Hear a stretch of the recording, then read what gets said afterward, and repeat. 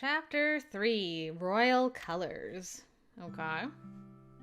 You're looking great in that outfit, both of you. I'm glad to say that, at the very least, your physical condition seems to be back to normal. I paused in our workout to wipe a sweaty strand of hair from my eyes. It's better than being dead, I guess. Sometimes. I'm still torn on those... what do you call them? 4-count squat thrusts? Even the name is devastating. Carrie gave me her usual thin-lipped smile, already used to quips like that from me. We circled each other carefully, then she moved, grabbing for one of my arms. I swatted her hand away and she grabbed my wrist tightly, trying to pull me closer. I could see she was going for that hold again and tried to twist my wrist away while keeping my distance. Most things are better than being dead. Ever taken advanced calculus? Nope. Sounds as devastating as squat thrusts. Worse, actually. Just. I can have someone come by so you can discuss your maths trauma if you need to. And you'll never get away from me with that kind of weak attempt. I clenched my teeth and gave a solid twist and yank, pulling myself away from her and putting distance between us.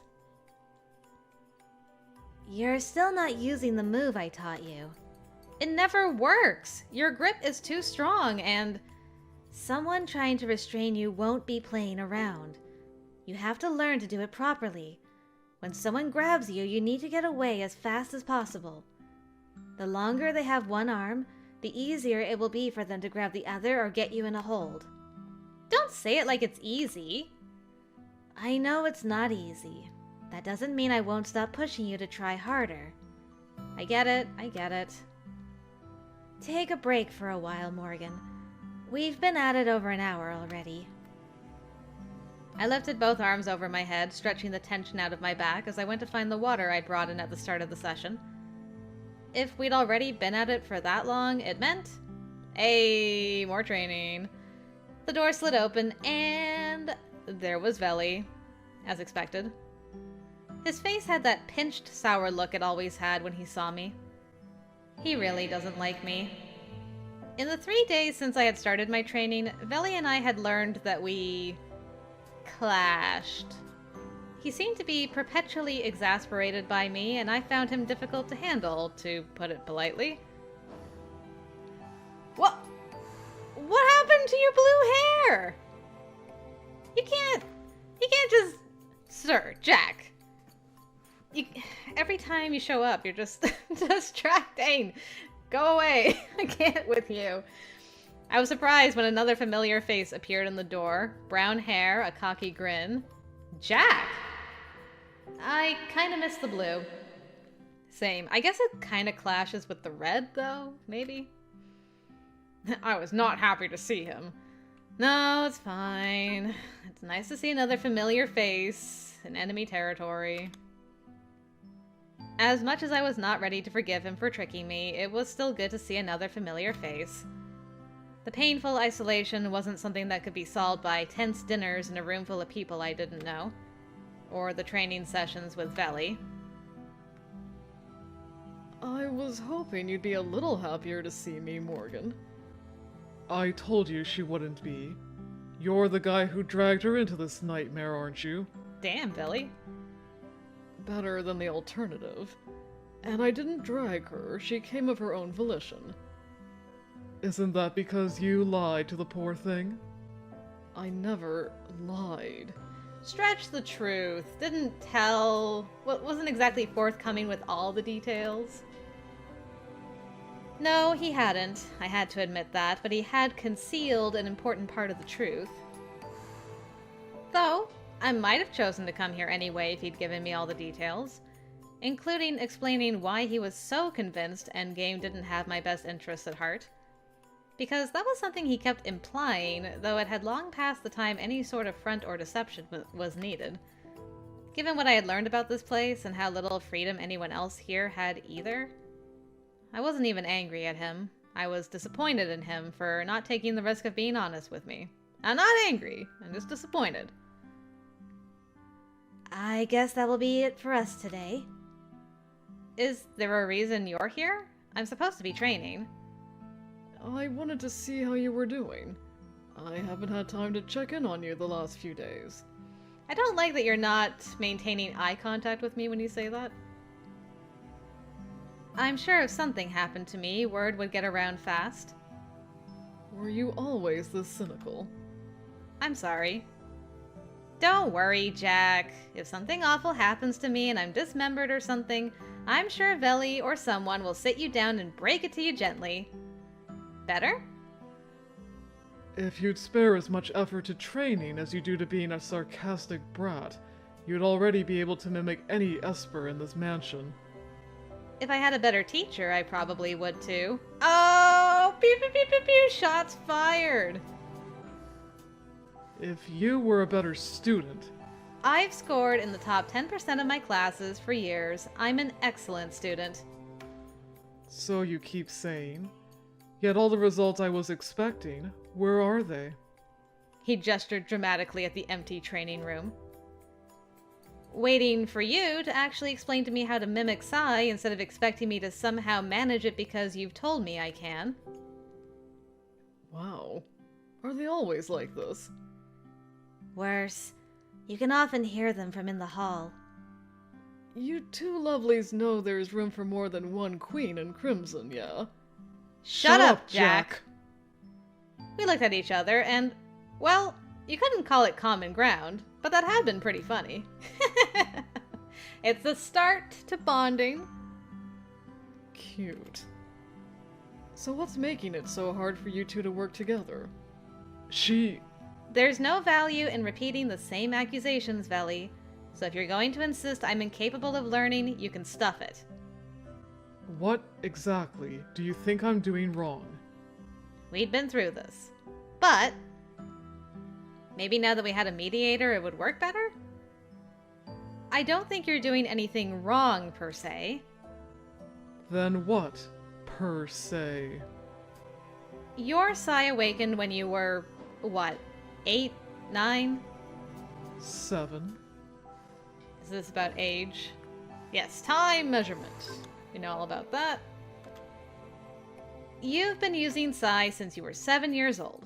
And now you're around the same age as Jack, I guess? A little older, 38. And how many times have you ever explained to someone else step by step how you use your abilities? Veli pursed his lips, clearly understanding what I was getting at. Queens aren't commonplace, even promoted ones. That's my point. If I had to explain to someone how to walk or how to breathe, I'd struggle with it. And for you, using Psi comes about that naturally. I, on the other hand, have been doing this for like a week. Even repeating things I've already done is tricky because I don't know how I did it in the first place. Just because someone has potential to learn something doesn't mean they'll understand the lessons with ease. And just because someone is adept at something doesn't mean they'll be good at explaining it to someone else. And how are we supposed to solve this supposed issue? If I had a solution, I'd already have fixed my side of the problem. Far be it from me to stress you two out, but you don't have a lot of time to figure this thing out. Karis will give you a couple of weeks at most to show results. Then why don't you get the hell out of here and let us get to work,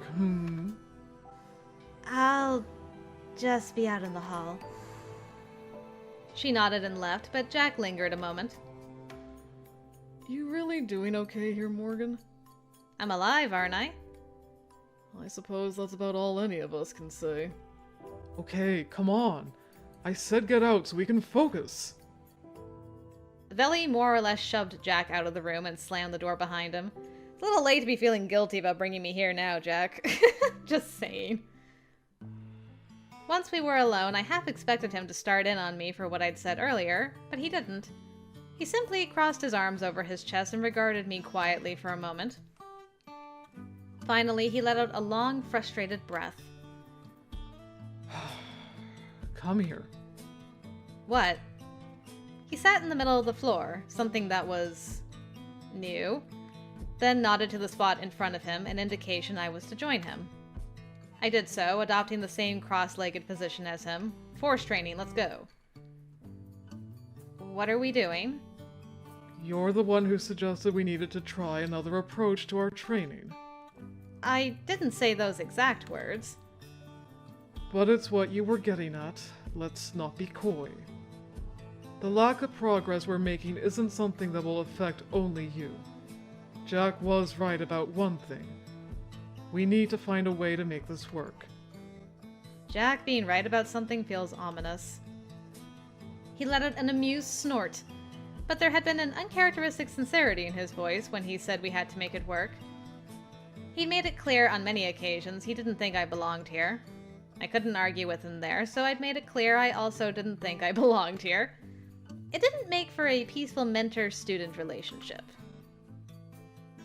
Perhaps I've pushed too hard in these first lessons.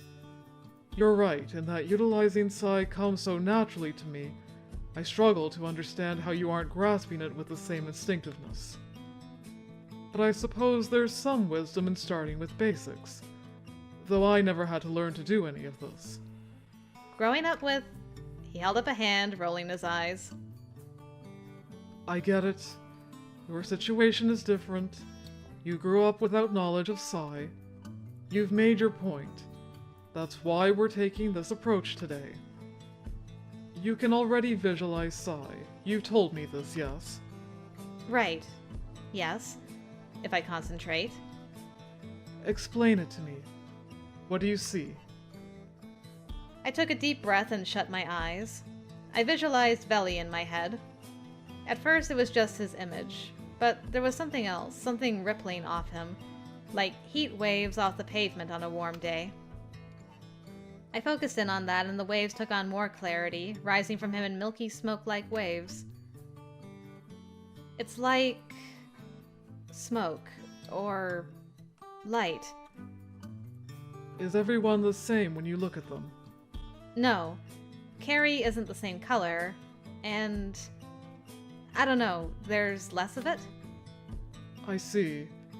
So you're interpreting the Psi fingerprint as colors and the strength as intensity or volume, or both. That sounds accurate. Is that not how you see it? No, but how I see it doesn't matter. And what about yourself? What is your color? Oh, You've never bothered to observe your own Psi waves before. Well, no? Well, why don't you take a look at them? Fine, I get it. That's not easy. I don't know how to turn it inward. I can't say much about other Espers or even Queens, but it seems to me our minds take what we're sensing and turn it into something we can comprehend. In your case, Psi becomes color. If you want to mimic someone else, it stands to reason you need to learn to dye your own color to match theirs. How are you going to do that if you don't have a defined starting point? Dyeing my own color? That doesn't even make sense. We're not talking about actual colors here. And how do you know that? How do you know the floor is really a flat plane on the ground? Or that your shirt is really red fabric? How do we know anything in the world around us is what we perceive it to be? We don't. We're at the mercy of our sensory systems and how our brain interprets the signals they send. And your brain is interpreting Psi as color. So it doesn't matter what it actually is. You have to use what you're given. If you say so. I wasn't sure how that would work, but at this point I didn't have much choice but to try. Closing my eyes, I ran the palms of my hands over my knees, exhaling a slow breath. Looking inward wasn't as easy as it sounded. Veli pulled into sharp focus, and all I could do was try my best to block him out so I wouldn't be distracted by his presence. But it wasn't as if I could just shut my eyes and block him out. My eyes were already shut, and I didn't know how to turn off whatever it was that was allowing me to sense his presence in the first place. I need a mirror. A mental mirror. The idea was a little silly, but no more so than dyeing the color of my own Psi waves to mimic someone else. And somehow much of using Psi seemed to be visual, or at the very least, Veli was constantly telling me to visualize things. It was a starting point anyway. So I imagined that when I reached outward with my mind, I struck a reflective surface that turned that sense back to myself. Initially, nothing happened. Veli was still there at the forefront of my thoughts, shining brightly. I could make out the edges of the room, even Carrie where she stood in the hall. But there was an abrupt shift in the strange sensation of being encircled by a wall. Veli went dark. Something bright stood out in the dark. That's me. So my Psy was white like Veli's, though not exactly. Veli's had a warm tint, like it might be the palest of yellow. Mine, on the other hand, didn't seem to have a discernible tint at all. Do we both have white Psy because we're both queens? The wall in my mind wavered and was gone again. Veli was there again, but I could still sense my own Psy as well. This time like looking at something out of the corner of your eye. So to mimic Veli, I needed to somehow dye the color of my own Psy to be the same color as his. That would be the visual representation of mimicking him. How to do that? I wasn't sure. I visualized reaching out and trailing my fingers through the tendrils of Veli's energy. A few curls of my Psy latched into them, and the difference in them was even clearer now. The faint yellow bled into white like dropping dye into water. I never imagined that white or yellow had a feel to them, but somehow there was a strange shift inside me. A shift, well, from white to pale yellow. As much sense as that made. Well, well, well. Looks like we're finally starting to make some damn progress. My eyes flew open and I stared at him. He cracked a smug grin. Whoa! Close! When did I... Oh my god, Morgan, oh no. And I'm flattered, but maybe you can get out of my lap. My boyfriend wouldn't know whether to join us or be jealous if he saw us this way. I let out a horrified yelp and scrambled away from him. Whoops! Not that I was quite in his lap, but I'd gotten very close. Sorry, I didn't realize... I suppose I should just be glad that little exercise seemed to work. Want to explain what you did? What you suggested, I guess? I looked at my own Psy. Then I imagined touching yours and letting it bleed into mine. I didn't realize I was... He waved it off as immaterial. It's easy to lose track when you're focusing, and you reach to touch me on instinct, no doubt. But we'll need to streamline this process. It's good you could do it. But you won't be able to close your eyes for 10 minutes every time you need to mimic someone. 10 minutes? 10 minutes. It felt like a few seconds. In a way, I suppose it was a form of meditation. Time can fly by when you're focused. You'll also need to learn to do it without touching someone, and without that person even being in the room with you. I guess that's why she mimicked Ari so much. They were like constantly in touch with each other. Makes sense. I would like to be able to consistently mimic someone on command before we start complicating things. We don't have much time to show progress, I hope you realize that. I do realize that. But I also don't think we should expect me to accomplish the impossible. What am I going to have to demonstrate to somehow validate my existence? Don't get worked up. You don't have to show some amazing thing or prove you can do things no one else can. All Karis needs to see is value. So if I blow up another building, we'll be good? Depends on the building. I'm pretty sure if you blow this mansion up, he won't be happy. What a pity.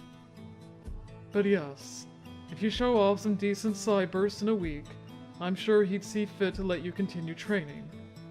And the easiest way to do it is to mimic my Psy first. If you learn to do that, you can observe my bursts and simply copy it. For now, let's try something simple. Carrie's right outside. Why don't you try to... He stopped and frowned. What is it? Wait here. He jumped up and rushed to the door, yanking it open. I realized what was wrong when it opened to reveal no one was there. Not Carrie, who was supposed to be. For a split second, he stood very still.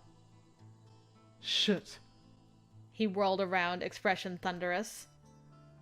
Stay. Here. Jack will be here in a few moments. Do not leave this room. What's happening now? He slammed the door shut, and I heard footsteps rapidly retreating. What could be going on? Did something happen to Carrie? So many thoughts were flying through my head, all the warnings about different factions and enemies. I backed away from the door, heart pounding. I didn't feel safe in this room alone, and at the same time, it was the first time I'd been alone since my arrival without even a guard outside. The thought of leaving flitted through my mind, or at least exploring to see more of the mansion since it might be early to try to leave yet. Should I risk it though? Would I even get another chance? Or maybe it was better to wait here for Jack. But I didn't like just waiting here. I hated being guarded, but everyone's constant warnings were getting to me too. At least my bedroom had a guard outside. Wait where you are for Jack to arrive. Confident trait is probably like, explore the mansion. Or go to your room where you know you'll find someone else waiting. Yeah, like an assassin.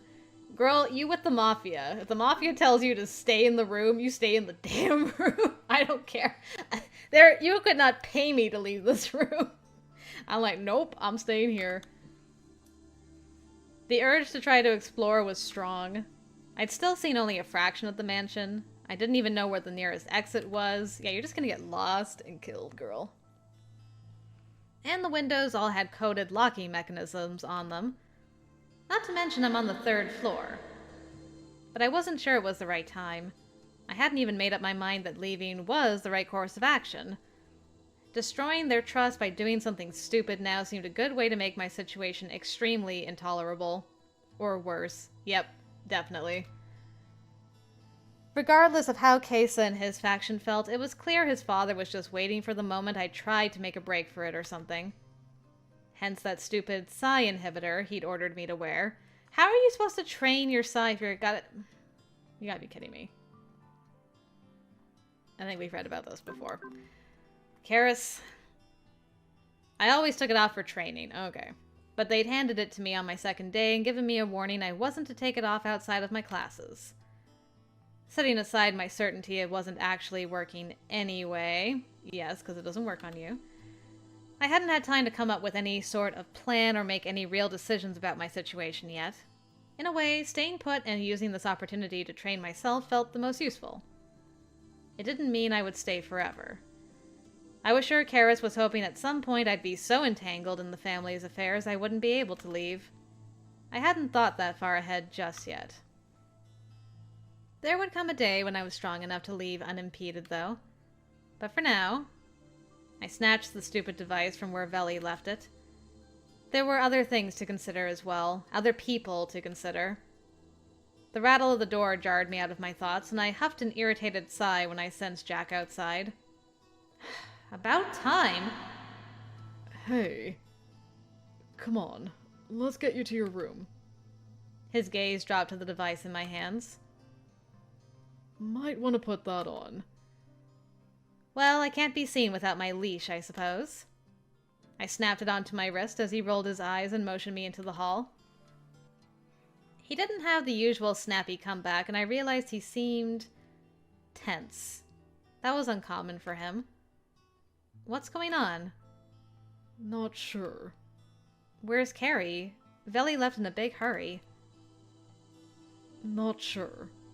Informative. He gave me a sidelong look as we walked.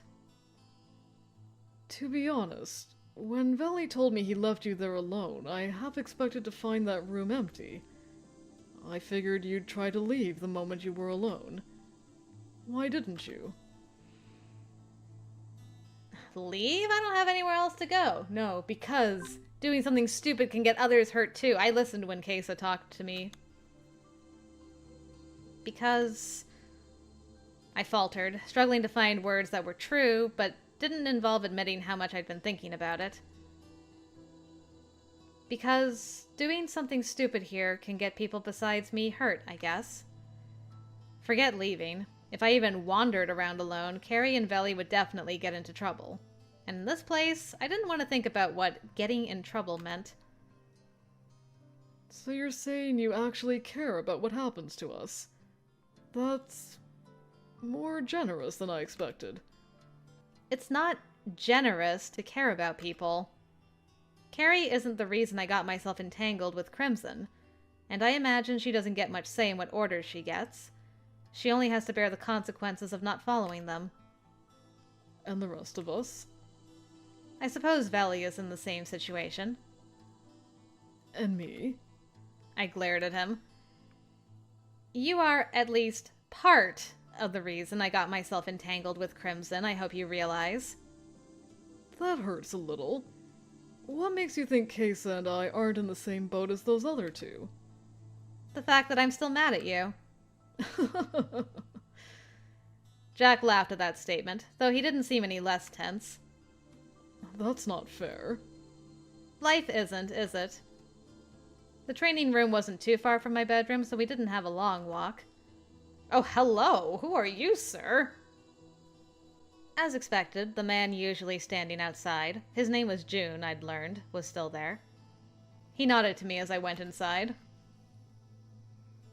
Don't leave this post, no matter what. Not unless CAISSA himself comes in person to tell you to do it. You understand me? I understand, sir. Good. And you. Stay there. I rolled my eyes at him. Everyone around here was so bossy. Did he really think he had to tell me to do it? What else was I going to do? I'd appreciate an update when someone has a chance. At the very least, I want to know what's going on, and if Carrie's alright. After all, it was strange of her to leave her post. Got it. That was all he said before he vanished down the hall. It was hours later before I heard anything from anyone. And when I did, it was CAISSA who showed up, much to my surprise. It's like he remembered I'm on his route or something. I'd expected Jack or Veli, maybe Carrie, to sheepishly come in and tell me what happened. The explanation also wasn't quite what I was expecting. I'm glad everyone is alright. I don't know many people here. I'd hate to lose one of the few familiar faces. To think someone would lure her away like that. She wouldn't have left her position unless she thought I was personally calling her away. Luring her would be the only option. Going that far? Are there people who want to hurt me that badly? Of course there are. Many people are unhappy with your presence here. More specifically, they're unhappy you're in my care. It's possible they were hoping to get you alone, but it's more likely they were hoping to allow you the opportunity to try to leave the manor. Yeah, almost got baited out by that. It was a trap! It would have shown my staff as incompetent. Myself as incompetent for allowing it. And while an attempt to leave could have gotten you killed, it's just as likely you would have been caught safely and removed from my care. We would have been punished as well. Myself, yes, but also Carrie, Veli, Jack, some of my most important people. So this was more of an attack on you than it was on me. You can view it that way. In which case, you have my gratitude for waiting where you were told to wait. Whatever the culprits had in mind, they were thwarted by your decision. That's what matters. I looked away with a frown, unsure how to feel about his gratitude. It's not like I was trying to help you specifically. Perhaps not. Still, Jack indicates it was because of concern about the consequences for those around you. I thought Carrie or Veli might get in trouble if I did something reckless. And Veli, well, I'm not terribly attached to him, but I didn't want Carrie to get in trouble. Depending on the situation, it's likely Carrie would have taken the brunt of the punishment.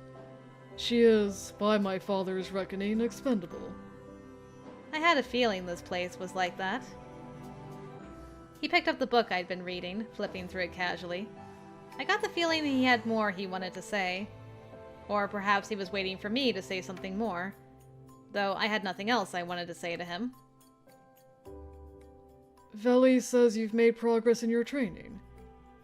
It's not much, but yes, a little.